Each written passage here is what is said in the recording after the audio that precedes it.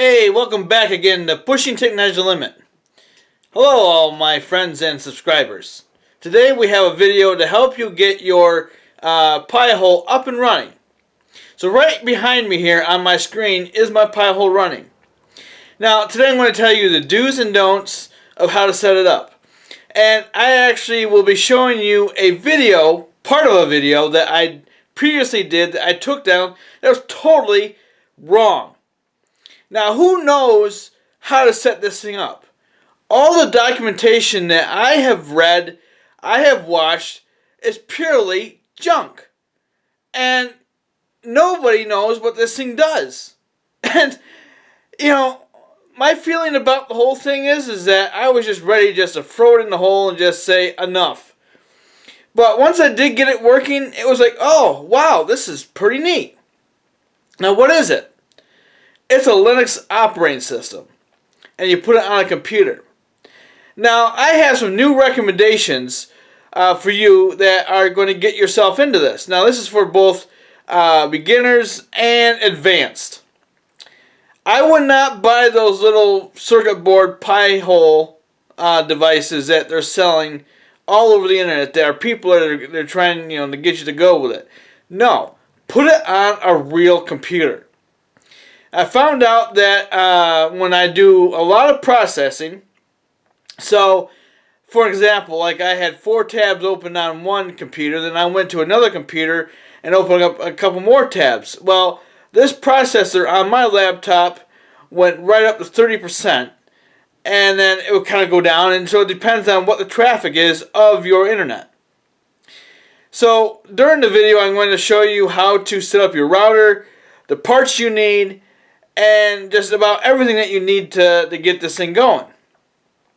So what do you need to get things going? Well, you're going to need to have, if you just got a modem and a router, or maybe you have a router modem, so you got a combination unit. Well, you're going to have to give that up, and you're going to have to use a individual router.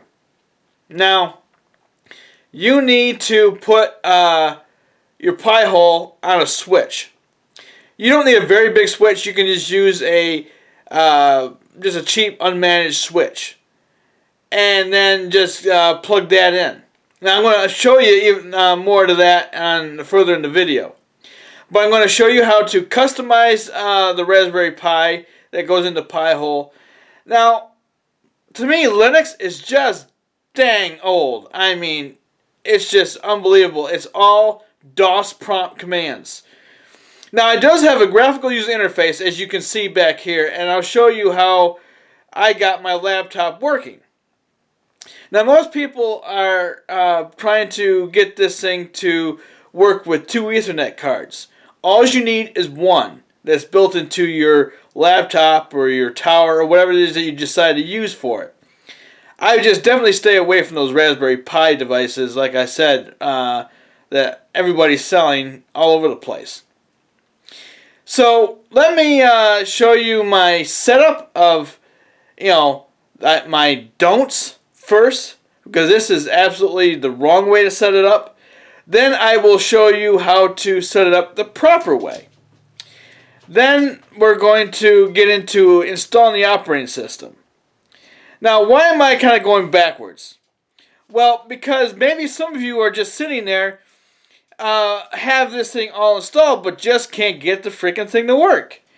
Well, that's what I'm going to try to help you guys with, and gals, to get this thing going, is showing you how I have it set up. And then if you don't have it installed, I'll show you how to install it, and doing all the configuration stuff. There's a lot of stuff that's hidden that you might just want to just watch the whole entire video, and you'll learn something that maybe nobody else knows about. So let me get to showing you some of the stuff that I did wrong. So on this side of my laptop here, I have a USB card, and it might be a little bit hard to see, but that has my green cable, which comes over to my switch, which would have been my modem. Which, like I said, I've got it advanced, so it will automatically just pick up the modem IP address from the basement without having to do anything to it, or having a modem up here for any reason. So how do we get the network to work? So I have this cable over here, and so that's directly plugged into my my laptop. Now there is another Ethernet card down here, but that's is unplugged. But I can use that for something else if I had to, or for troubleshooting things I didn't want to adjust. And then when it comes down here, I've got my test router. So this router is plugged into this switch the same way. Now, don't do this if you have this at home, because my setup is more advanced and I've got things set up so they won't collide together. So basically, the internet comes into the internet port on this router, and everything is hunky-dory. And that's how I'm feeding it. Now I've got also, which is another setup you can do, and I got this, now it's not plugged in, but I've used a router before as a DNS server. And I just plugged both routers in, and I was able to access each router, whether I just put the DNS into the computer itself or vice versa. So you could, plug your whatever you got into here to plug it into your internet. But with this setup, you don't need it. Really, it's just going to go through it, so it's going to go, internet in, internet out, and down to the router here. And then it goes off to my network, to my computers. So that's basically how it's all set up. So here's my new setup. I have a unmanaged switch right here, plugged in. I have my router, and that's plugged into that switch. Now I do have my internet coming in here. Then I've got my Pi-hole on this purple cable. Then the red cable is going right back to my router. Now I have my modem directly connected up to this. And then the router goes to the switch, which feeds my network. Now this is just a test area, and when I finally get it all set up, it will be down in my control room.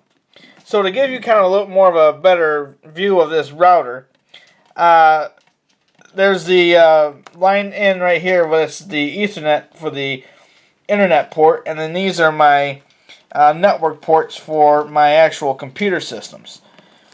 So what we need to do is you need to plug internet and your Pi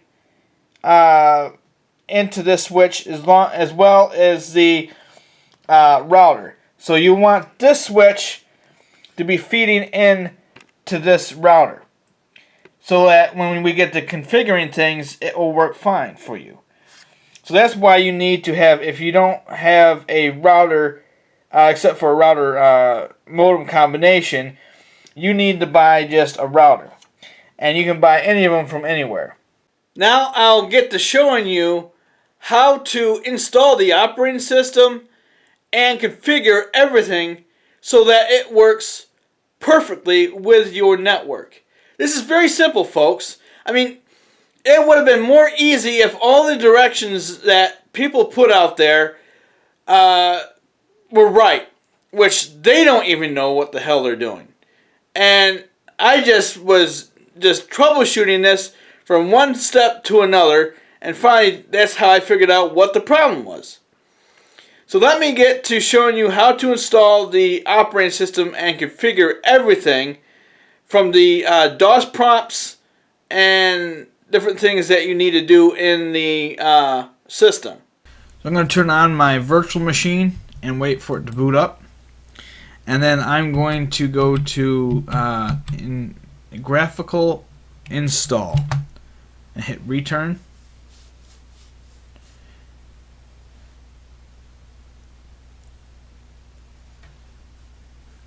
Now it's going to present you with a list of options for your country, and I'm just going to go up to the top for America, and hit return, or you can just click continue and wait for another series of prompts.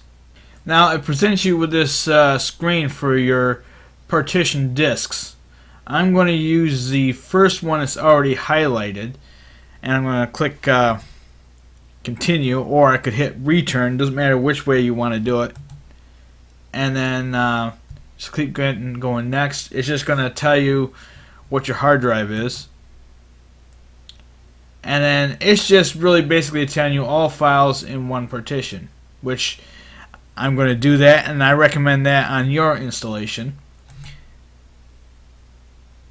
And now it's just going to give you an overview of what's going to happen. And I'm going to click continue. Now here it's going to ask you whether you want to write the changes to the disks, and I said yes. By default it's no, but if it's a brand new computer like this thing is, it doesn't matter. And if you have an older machine and you're doing this to like a regular laptop or desktop, and you have you don't want it, just click yes.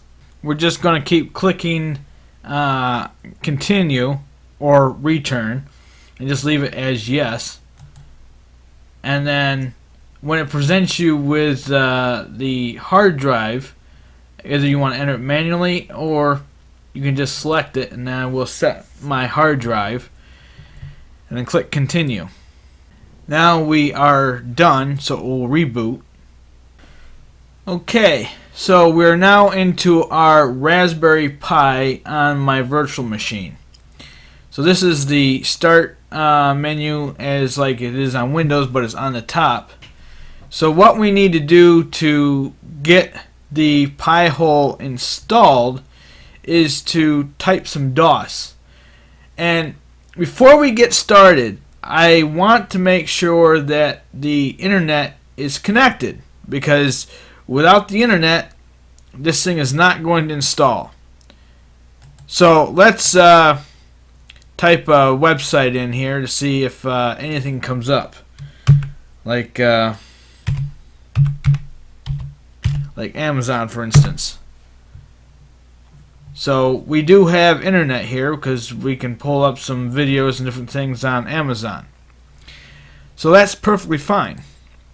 Now we need to go to the terminal here and start doing our DOS. Now you can always go to the start where this little Raspberry thing is and go down to accessories and then terminal here, if for some reason you decided to remove it. You must type everything with the spaces exactly how you see it, or the code will not function properly. So it is CURL space dash lowercase s capital S capital L space https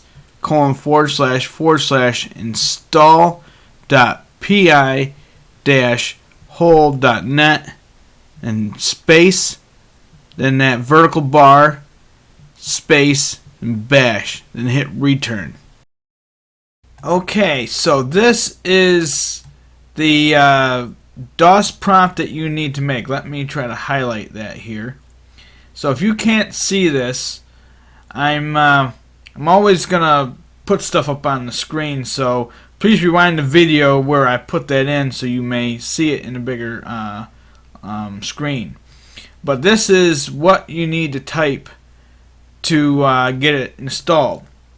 And now you just hit return and wait for it to load. Now that's loading, and I have to give you some just minor details about what not to install from what I did the first time around on my own, and it was a mess.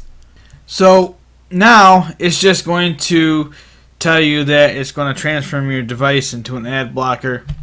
Click OK, and click OK. It's just telling you that it's free but powered by your donations. Click OK, And then I'm really not reading through all this stuff because I've done it, but please pause the video if you need to read the dialogues. I'm just trying to go fast here. Now you can choose your DNS, whatever you want, Google or OpenDNS. They got quite a bit of selection here. I'm going to be using between custom and then OpenDNS. But for a test right now, I'm going to use OpenDNS. Now, I would leave all these alone. They're all highlighted. So, I'm just going to go down and hit enter. Now, this is the spot that's tricky where it says select protocols. I had problems having both of these enabled.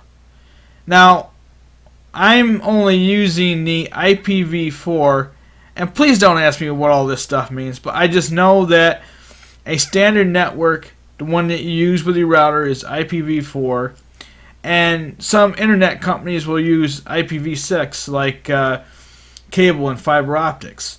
So I'm only going to be, I don't need it. So I'm only going to be using IPv4, and I don't have to worry about IPv6. Now, I'm only taking that out because I had problems having both of them highlighted. I did some tests and found that removing IPv6 makes less of a conflict. Now we hit enter. Now, this is the IP address that your system will be accessible on. And you can always change that in a later time. But for right now, you can just leave that alone. And just click OK. Now we're going to leave those enabled as they're recommended. And keep going. And here we're going to show everything so that whatever's being tracked or blocked will be shown on your screen. Now it's installing. Now here it tells you your IP address of your system that you can access the web page from. And then it gives you this password. It's just a random password, so every time you reinstall it, if you had to put a fresh copy of Raspberry on your system, it would give you a whole nother password. So I don't care for that, and we're going to change that password, and I'll show you how to do that. First off, I'm going to show you how to change your admin settings. That's two security things that I want to take place first is the actual user account and then the password for the Pi-hole ad blocking. This is the Pi-hole password change. Now type everything as you see it. So if you don't, the DOS prompt will not work. It's sudo space Pi-hole space dash A space dash P. Both the A and P are lowercase. So here is the DOS prompt that you need to type in for the password change. Now we hit return. And then we want to choose the number 1, which is already highlighted. And then it will say we're going to change the password now. And I'll just make it something. Let's see here. And then re-enter it again. And then hit return. Well, there was an error in my password, so I'll just redo it. I know I did something. So let me just do this again.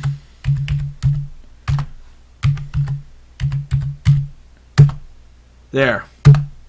You can't even back out of it. Once you, if you make a boo-boo, you gotta Oh well. Before I exit, let me show you this one thing. Now you can do this in the graphical user interface, but I can do that here, and I'll explain to that a little bit more about that later, what that does for you. So now we are all set, and I'm just going to click finish. Now what we want to do is change the actual Pi-hole password. So like when you come in here, for some reason it's just a little bit slow, and I think I'm going to have now two browsers come up. And so when I type in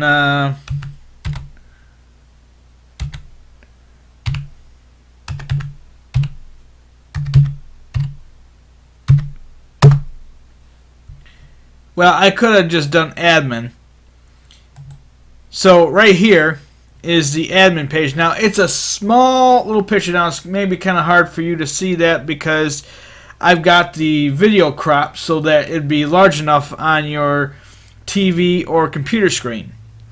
So here is the password box. Now I did not write down anything as far as my password, so you'll see I can't get in, and there's no password that you can put in that will actually work. So you got to change that. So I basically put in like a couple of passwords that were like default passwords for like routers, just to see, or like Raspbian, and that doesn't work. So we need to come back here and do another DOS prompt. This is the password change, and you have to type the DOS prompt exactly how you see it, and I'll say it to you so you get it correctly. So it is sudo, all lowercase, space, raspi, so it's RASPI, dash, config, then enter. Now here's the DOS prompt for changing your Pi-hole password. And so it's sudo space Pi-hole space dash A space dash P. Now we do it again, we just hit return. And you're prompted with, you can do another password or you can leave it blank. But I'm just going to put a password in again and hit return. And I'm not making it very complex for this demo here. And here I am. I'm all set with my password. So if I come back up here and click this again, I can actually go in and go into my admin page and then log in. And this will actually give me some other options that I can't do without being logged in. Now you can still look at your stats and all that jazz, but you can't make any settings. So here I've got a list of things now presented. Now I'm not going to go through this right now. I'm just quickly setting up your system so that you can get going.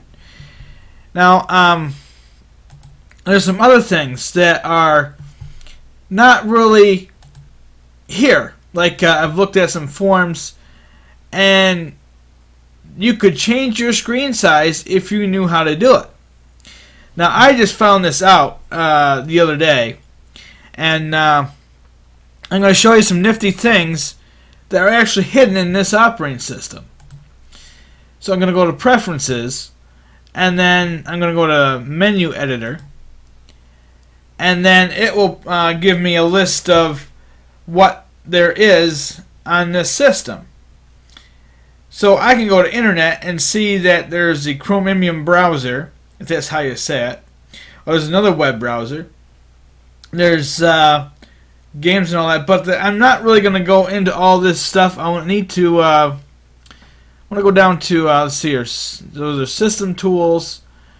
There's graphics, and there's nothing there. And then there's the accessories, Now in preference, here is what they don't have, what everybody is looking for.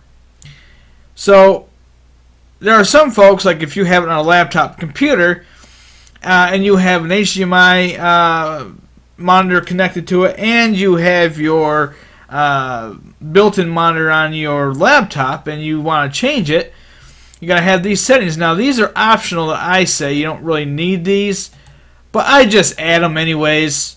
This one I haven't found a need for, or this. I had this one selected. Now I can just click OK, and when I come back up here to my Start menu, I can go to Preferences, and then I can go to my display settings. So you can see that my display setting is 800 and by 600.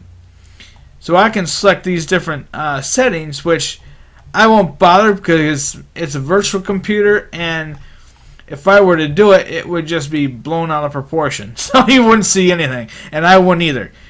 But anyways, that's how you get your display settings to work. Now, if you want to do a little bit more further customization, I prefer to have this down at the bottom here.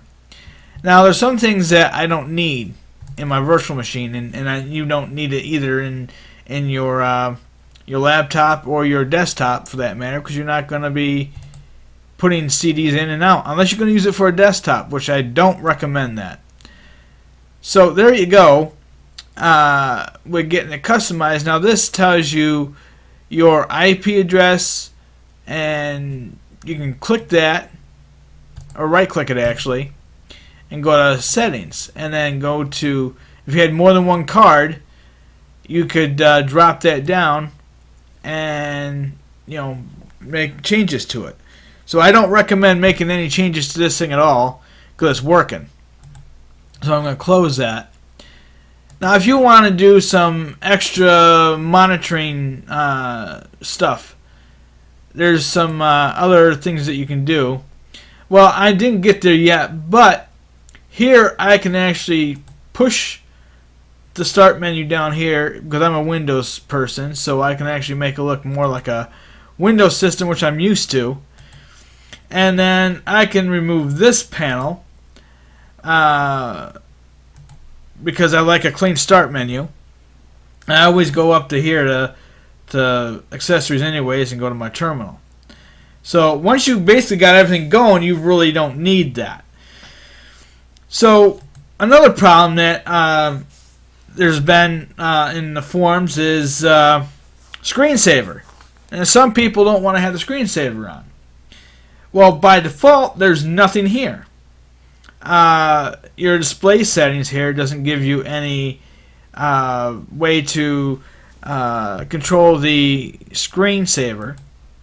So what we need to do is we need to go back into the terminal again and type some more code. This is now the screensaver install to disable any screensavers that are running on your computer. This is DOS prompt still, and you have to type everything as you see it. It's sudo space apt space install space x screensaver return.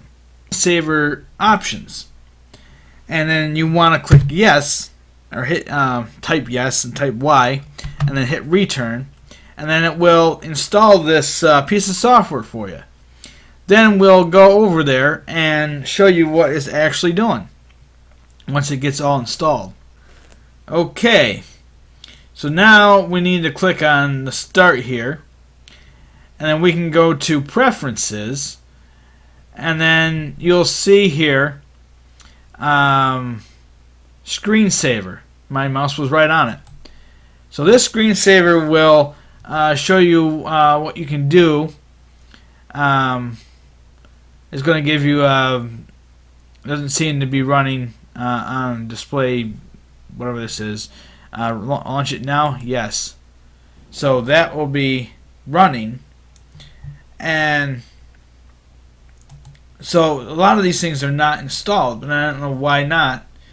But you can click on some things that are actually installed.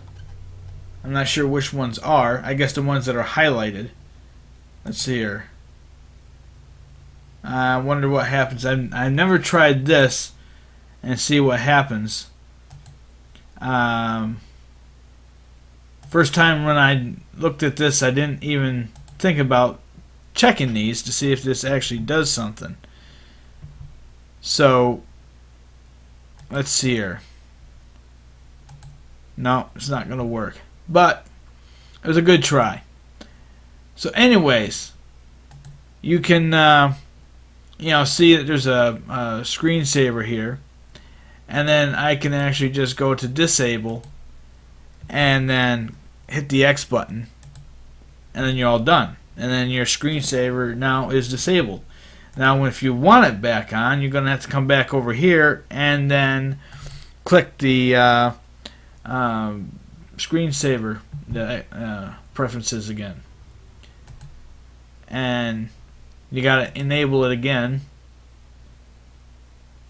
And there you go. Now some of these I don't know if they'll be installed or not. Probably not. But anyways, I'm just kind of fooling around with this thing here. Now I don't know why they have them here and they're not installed. But anyways, that's how you get the majority of your system running. And to see it actually work, you just go up to internet, and I'm going to turn on another machine and we'll give you a test run how that works. Now you can see here that there's absolutely nothing been really blocked yet. There's 0 queries. This tells you your domains and then percent blocked. Like I said, this is a small screen. You can see now I got my window more open for my other virtual machine. So what you want to do is to set up your network card with the IP address. So this is my router, and then as you see here that this is the actual router device itself, is .1. Now the system itself, where the DNS is actually .4. So when I go into my web browser, I'll show you how that works. Now, one thing I recommend you doing first of all is to clean your history, because you can see here I've been doing some research and stuff like that on this test machine here. So what I'm going to do is I'm going to clean out my history, and I'm going to clean out the whole thing, so everything, and then I'm going to check these two boxes. Now if you have saved passwords and stuff in your browser, make sure that you have them saved before deleting them. So now I'm going to just close it out and then reopen it. For some reason that just finishes flushing the system out. I don't know why. So if I just do like the NBC TV, and then so NBC News. So now you can see that we have internet. So what happens at the Pi-hole end of things? So here it says 2 queries blocked, or blocked here. So if I come back over here and then click, let me see, I gotta get inside my machine then, and click here and then come back over here, watch these numbers go up. So there's how it's still loading the website and it's adding things up as it's loading in the website. So back over here, we'll see what it does. Now I'm not really sure where the ads would have been, but it's doing a lot of blocking because this site loaded up fast. Now it might have been ads over here or something like that. Usually when they're empty spaces, that's where the ads are. So that basically is how the system works. And if you just keep going with different searches, you can you'll see it go up some more. And there you go. So that means that this system's running. Now we need to connect this into the main system of our network. But before I do that, I got some other things I want to show you. And just this is all part of the customizing stuff. I'm not really going to go into an awful lot of it, but like here for blacklists, you can you can put a website in that you want. Let's see here. Here's where you want to do your blocking. If you find that there's something getting through. Now since my window is small here, you can't see it all for some reason. So if I blow it up, now see this one's blocked. And all these that are red are blocked, so you can just hit the block list if you say, well, I don't want that. But be careful. Let's see here. I don't see where my Amazon search came in. So let's see here. I'm not really sure. But what I was getting at is be careful of what you block. Now, yes, these are blocked by default, but if you block Amazon, or you block YouTube, or whatever it is that you are trying to block, let's see here. Okay, I got to slide back and forth. So this tells me alright. So it does say that Amazon's been blocked, but if I do something to customize that, like I just kicked myself off from Amazon just a little bit ago. So it says, you can whitelist that, but I wouldn't bother. So basically, that's what this thing is doing, is that it just started out with nothing, and now I've got 46 blocked, 210 queries. And then here's the percent blocked. Now you can boost the percentage that is blocked by going to the query log and then doing that here, or you can add something in like like YouTube. Now if you add this in, I'm going to tell you, if you add YouTube, you can add it to exact. You can do a www.youtube.com or youtube.com, facebook.com, and then you can do like add the wildcard, add the regex. I don't understand what that means, but if you block it, you won't be able to get into YouTube. So let's just try it for an example. So let's try different websites.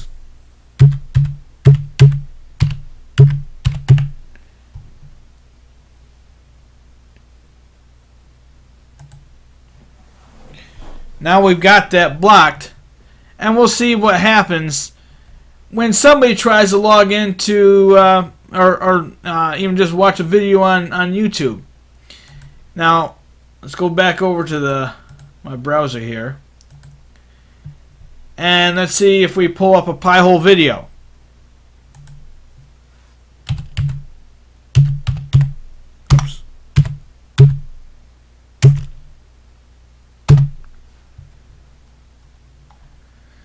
So here are some YouTube videos. Let's see what happens.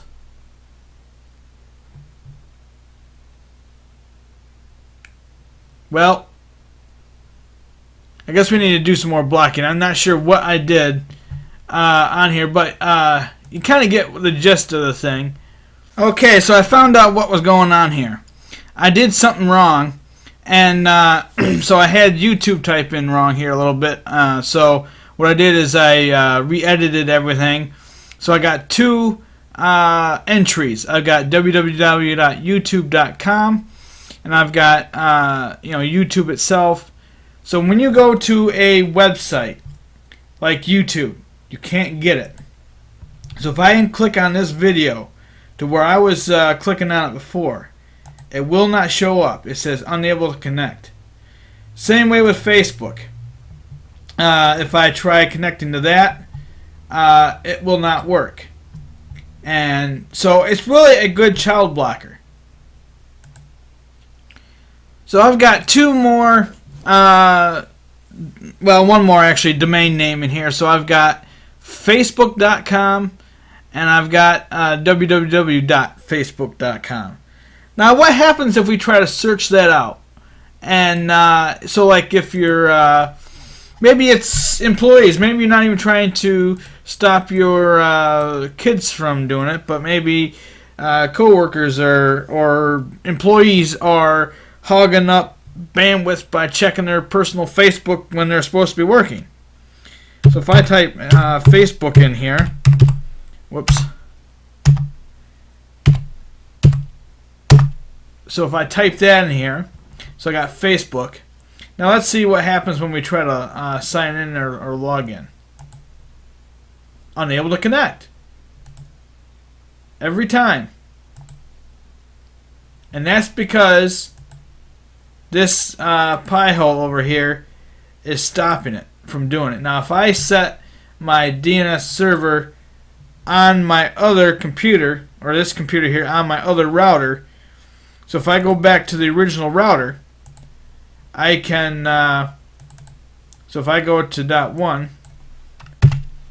you'll see that I can get into it. So then I can just click it, and there it is. So the .4, which is the DNS from my Pi-hole, is actually doing its job by blocking it. Now you may have to, like I said, flush out your history to be able to make this work. Now let's go back over here and see what happens and try it again. See, it only does it. You gotta have your cookies flushed. I don't know why. You just gotta get rid of them to have the new settings take effect. So if I just close that out and reopen it and try her again.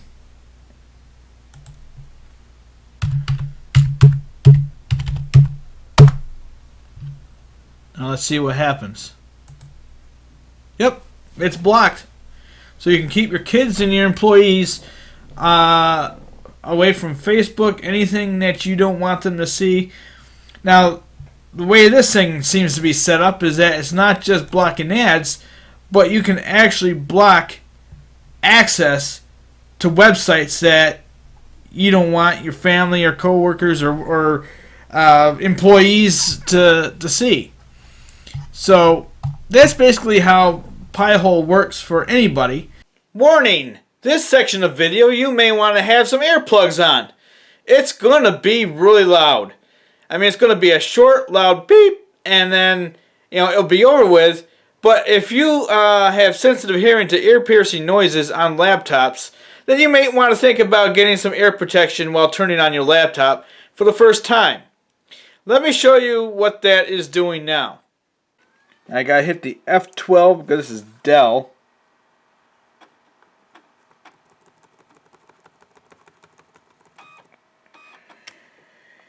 So I'm going to go right down to the CD and DVD, and I'm going to hit return or enter and just listen to what happens. Ooh, ear piercing. So I'm just going to I want graphical install. Now I am not going to go through this whole thing again on this computer. I just wanted to show you I got to get this installed on my laptop, but I wanted to show you how noisy that thing was compared to doing it on my virtual computer. I am now down here in my control room in my basement, and I have this setup all functioning and running. Now let me show you how to set up a laptop DNS server to your router or a virtual system. Now here's my laptop, and I have the white cable here. It's a bit hard to see here with all the wires, so let me try to get it angled just right so I can show you. So I've got this cable right here going into the side of the laptop, and that's the built-in Ethernet card. And as you can see, I've got nothing else, no other USB cables. I mean, yes, I got a KVM extender, which I have connected here with the HDMI cable, which I know it is a little more advanced than what you folks are going to do, but I'm just going to show you anyways what I was doing. So basically, I'm sending this whole video signal up to my remote office so I can control it on a computer monitor up there. And I also can run it down here too as well, so that's why it's lit down here. So what do we do now? Now is the time that we connect everything into the network. And what you want to do is you want to connect your laptop or your virtual machine into your switch. Now the switch that I was using originally in my remote office is not being used down here. So this was my switch that I had upstairs. And my switch that I'm using is, like I said at different times, it's more advanced. So this is my switch, and I've got 8 things plugged into it. And now this is not what you want. Like I said, this is my advanced setup. So all you really need to have is this switch right here. So you have your modem plugged into here, your Pi hole plugged into here, and then you put your one jack into your router, whatever router that may be. So you got to visualize that here. And this is my modem, which goes into my switch. So everything is set up and functioning. So if you want to set up your Pi hole on a virtual system, it's up to you. So what you need to do is locate your Ethernet card that's connected to the Pi hole software in the VMware workstation or the VirtualBox, whatever you choose. And whether you have internal network cards or external network cards, locate your, like I've got USB down here, and I have, you know, different cards. Now these are not going to the Pi hole system, but I'm just showing you that you can find your network card and plug it in exactly like you did the laptop, and then everything will just work. Now that's just up to you. I prefer a hardware device like a laptop over the virtual. Now I'm going to show you how I got it set up on this router right here on my computer, and then, like I said in other times, that every router is going to be different, and it's up to your manual how to set up the DNS server, the DHCP, or the static IP address, whatever one you want to use. Now it's going to depend on what your router is going to let you do, whether it's going to let you set up a individual static DNS server, or you have to have all static or all DHCP. So that is up to your router, not to me. So let me show you that setup in my router and how I got things running here. Okay, so now since you've got your internet connected into your router, now every router is going to be different, whether it's Netgear like I have. I've got a bunch of different routers. I got TP-Link, D-Link, and they're all set up differently. So however your router is laid out, go to whatever it may be. I can't help you with that because I don't know what router you have. So my router settings, I go to the network configuration, then I go to broadband ISP settings, which is Internet Service Provider, And here it allows me to set whether if it's PPOE or automatic. So like here's PPOE, login password and all that. But you don't need any of that. If you're going to use the Pi-hole, all you need is static or DHCP. So that's what mine is set at. And down here, it says get dynamically from ISP, which is my router. And it's a router/modem. So that's where I'm getting my IP address from. So if I click on this, I can actually get my modem address to come up and show me my primary DNS server.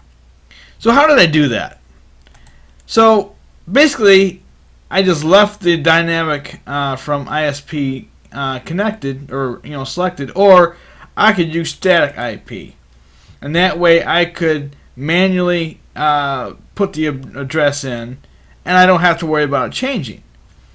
But I decided to leave well enough alone, and I just went over to domain name server, that's DNS, and I put my laptop DNS in to do my whole entire network. So basically that is all you have to do. Then you don't have to change your DNS in your computer. You can leave all your networking devices alone, and this router will handle all the requests that comes through on your network, which is the way I would suggest leaving it set up. And this is actually an easier way of doing it than what everybody else is showing you. So once you're done there, you can just hit apply, and or however your router's set up, and then you're ready to go. And it's not that hard once you get everything plugged in. Now, the hardest part was to get everything set up on your computer, programmed and downloaded and all that jazz. This is easy. Now, there's some advantages for having your Pi-hole on a laptop versus virtual or a desktop. And what is that? So, a laptop takes less power, it takes up less space, versus a tower, which would depend on what the hardware are in your tower there, whether if you're using a full tower or a miniature tower, what have you. It just depends on what the actual device is consuming for electricity. I would rather just use a tower, but the fact is that the laptop is way less electricity. Yes, it's a little bit slower as far as processing is concerned, but if you don't have that much traffic on your network, it's not going to matter. But if you're going to do a lot of it, like I said in the past, that you're going to have a lot more processing power to handle all the requests. At this point in the video, you should be ready and going with your Pi-hole. But if you want to know about some extra customizing features that I didn't show you earlier, then stay around and finish the movie. But if you're like, well, I think I'm all done, then you can just stop the movie and use your system as it is. But I would say to just have an idea of what the system is able to do, customizing it and what have you. I mean, you might want to do that in the future, so this is going to help you do that. So maybe you want to do a little more configuration in your Raspberry Pi. So maybe you want to change the icons, you want to remove some things, maybe this clock. To me, this clock is out of whack. I know the only way to set it up would be the BIOS, but I don't care. My other one is working just fine, my laptop unit. So what you do is you just go to taskbar and Windows settings, and you can do a whole bunch of stuff. And I'm not sure why it just crashed, but it's you can choose what you want to do, flat buttons, and you can see how it's changing the way your appearance looks on your computer. Now you can combine multiple applications, Windows into a single button, which is what Windows does, and you can just click OK, or you can go to like panel settings, and then like we've already been there, kind of done that, but done some more configurations, like if you want to do a color. So maybe you want to change the outlook of your task or your start menu taskbar thing. So you can come over to here, hit the paint button, and then put a little color here. Let's see here. And oh, here it is. So you change your occupancy, and you can change however you want it to look. So this is what your taskbar will look like right here. So if I hit OK, there you can see it's kind of blue, like XP kind of. You can also change your font to different colors and sizes. So like if I wanted to, I could change it to, let's just say, black. And there's that. But now you can't really see too much, so I can change it to another color. And I can change it to red. So, well, I'm not sure what exactly that's doing just yet. But anyways, that's just what you can do here. Now, if you want to add things to your task bar down here, you can go ahead and click Add. You can click Manage Networks. So that's what this basically is right here. Well, actually, no, this is a little bit different. So that one actually shows you some different things, but it's kind of the same thing as the other thing, but this one doesn't allow you to get in, but it tells you, what I mean by getting in is you can't right-click it and like customize it like you can on this one. So if you right-click here, I can configure the networks here. But this other one won't do that. I mean, this is kind of cool because if your data is coming in and out of your computer, it will show up. And so you can push it up there, add some more. You can add like CPU frequency, and I don't know if that really is something that anybody wants, but I don't really have any use for it. And you can keep adding stuff. Directory menu. So you can really do some. So you can do a quick jump, and then depending on what you want to do, I mean, you can even remove the clock. Like I said, the clock isn't really any good to me, so I can come up here and find my clock and then remove it, or I can add another one. So I can just say be gone, and there it is. And then I can add some more stuff, and so like network status monitor. That's that one right there. That one we already have, so we don't need it. Let me remove that. So there's a lot of interesting things that you can do. Bluetooth, resource monitors, and yeah, I'm not totally sure what everything does. Well, that's the task manager. But you can't really do that with this one here. You can do CPU monitor settings. So basically there's a lot of stuff that you can do. You can make different colors.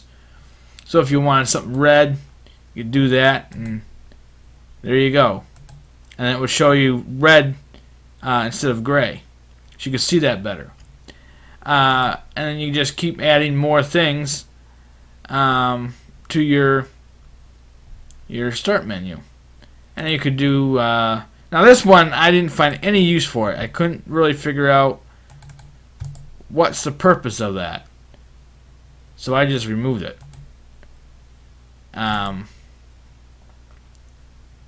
Let's see here. So there's a lot of other things that you can add into your task manager, but I just don't really see that you really need all this stuff. I mean, I haven't found any uses for it. now you can do this, and you can customize some things like some launching things. I haven't really gotten into all that, but let's see here what it does. So yeah, so that's be kind of like this thing over here. Don't really need it. That's the thing I got rid of. Let's see here. Okay. So you can see down through here what we've got that you can, customize your computer with. Like I said, a lot of this stuff, doesn't really. I don't know what good it does. I mean, you can do keyboard layout and just a lot of stuff. But anyways, I don't want to take up any too much more of the time with that. But just play with it. All you gotta do is just right-click it. And you can click Desktop Preferences.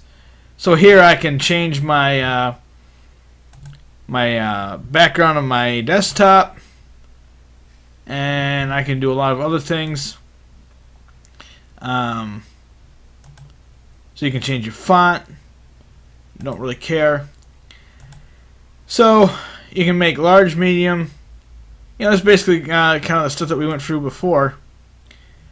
Well, now I changed it back, but you get the idea. So if you really want a different looking, desktop, you can do so. And you can remove the. Well, actually, this one doesn't allow you to do it unless you get into the settings here. So basically, that's what you can do to customize your computer. But a lot of this stuff, I really don't see the point. Now, there's one thing here that I thought would work really good. I can't remember what. Let's see here. Is it Manage Networks? That's okay. Nope, that's the wrong one. But there's one there that I can actually, see the up and down. And let's see here. Oh, here's something that's interesting. Weather plugin, but that does not work. I've not been able to, get that to work at all. So that one's kind of useless. But let's see here.